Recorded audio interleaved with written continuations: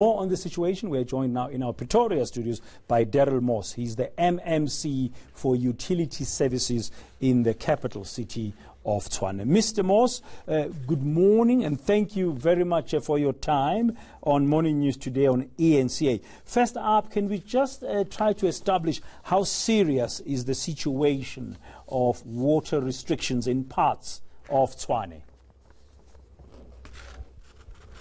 Good morning and good morning to all your listeners. I think one needs to sketch a little bit of background in terms of the current situation, but we also need to see it in terms of a long-term situation. We get, as the city of Tshwane, we get 70% of our water from Rand Water. And Rand Water at the moment is under severe pressure in terms of their own water sources. The amount of water that they can take out of the integrated valve system is limited, and consequently they are limiting their supply to all the municipalities in Gauteng, not only Tshwane.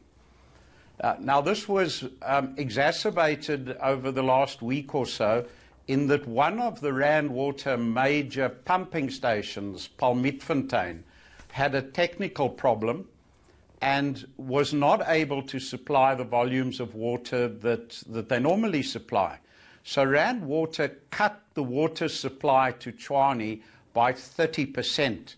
And the Palmitfontein pumping station of Rand Water supplies predominantly the western parts of Tshwane. In other words, Valhalla, Atteridgeville, Laudium, and going out towards Shoshanguve and Winterveld.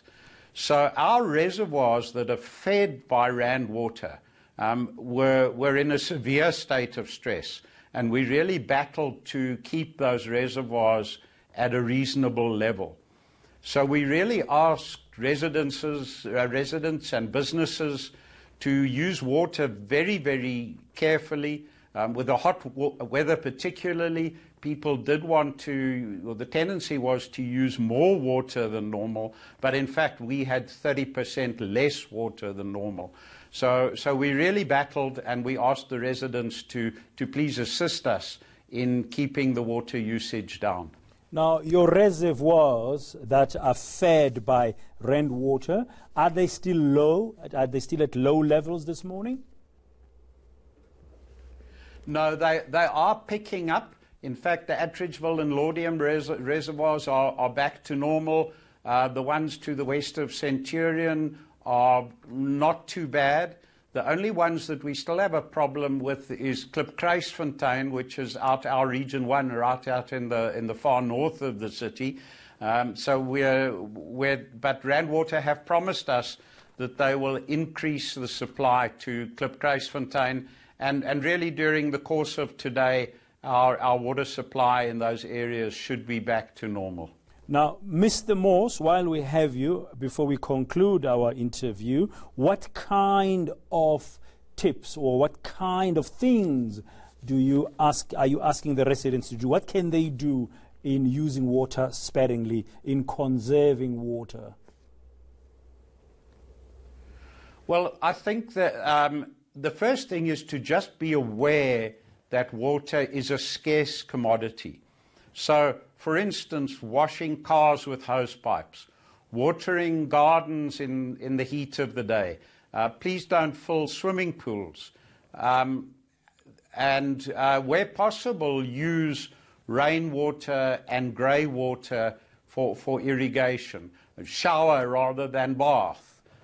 There are a number of standard ways of conserving water. In terms of businesses, we would ask businesses to monitor their water usage very, very carefully and use water as sparingly as possible. And you, as the metro, as a municipality, what are you doing to make sure that, for example, you deal with water leaks?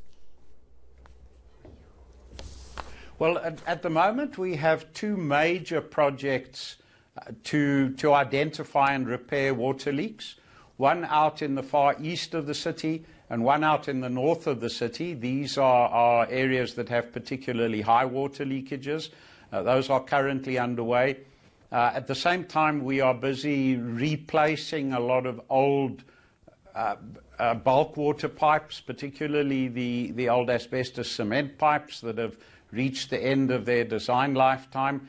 And we're spending about 120 million rand this year on replacing those pipes because they are very prone to leakage and to pipe bursts.